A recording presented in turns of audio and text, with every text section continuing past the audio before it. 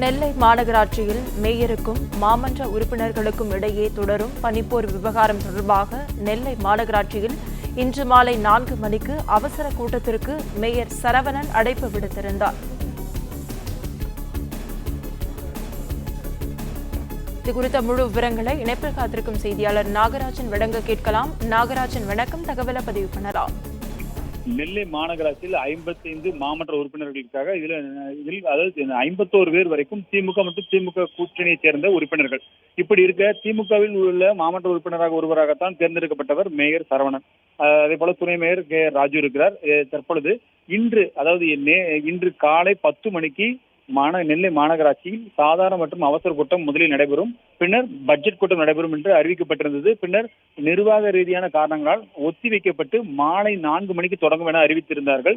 அதன்படி இன்று மாலை 4 மணிக்கு கூட்டம் தொடங்கும் என அறிவிக்கப்பட்டிருந்த நிலையில் முதலில் மாநகராட்சி ஆணையாளர் மட்டுமே கூட்டத்திற்கு வந்திருந்தார். 2 கவுன்சிலர்கள் மட்டும் முதலில் வந்திருந்தார்கள். ஆனால் நேரமாக பின்னர் 3 கவுன்சிலர்கள், மொத்தமாக 5 கவுன்சிலர்கள் மட்டுமே 45 நிமிடங்கள் தாண்டி இருந்தார்கள். அப்போது மேயர் மற்றும் துணை மேயர், மாநகராட்சி ஆணையாளர் மற்றும் அதிகாரிகள் வந்திருந்தார்கள். ஆனால் கவுன்சிலர்களை பொறுத்த மாமன்ற உறுப்பினர்களை பொறுத்த வரைக்கும் 55 பேர் கவுன்சிலர்களில் வந்தது 5 பேர் என்பதால் இந்த போதுமான மாமன்ற உறுப்பினர்கள் எண்ணிக்கை இல்லாததன் காரணமாக கூட்டத்தை ஒத்திவைப்பதாக, அதாவது சாதாரண மற்றும் அவசர கூட்டத்தை ஒத்திவைப்பதாக அறிவித்து மேயர் தனது இருக்கையிலிருந்து சென்று விட்டார்.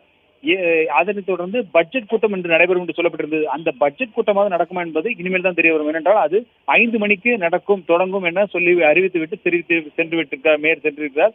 5 மணிக்கு தொடங்கக்கூடிய பட்ஜெட் கூட்டத்திலாவது பெரும்பான்மையான அதிகாரிகள், மாமன்ற உறுப்பினர்கள் வருவார்கள் என்பது இனிமேல் தான். குறைந்தபட்சம் 35 பேராவது இந்த பட்ஜெட் கூட்டத்தில் இருக்க வேண்டும். ஆனால் அது இனிமேல் தான் தெரிய வரும். இப்போது வரைக்கும் 5லிருந்து கூடுதலாக 2 மாமன்ற உறுப்பினர்கள் வந்திருக்கிறார்கள். எனவே இந்த எண்ணிக்கை அதிகரித்தால் மட்டுமே இந்த பட்ஜெட் கூட்டமும் முழுமையாக நடைபெறுமா என்பது குறித்து தெரிய வரும்.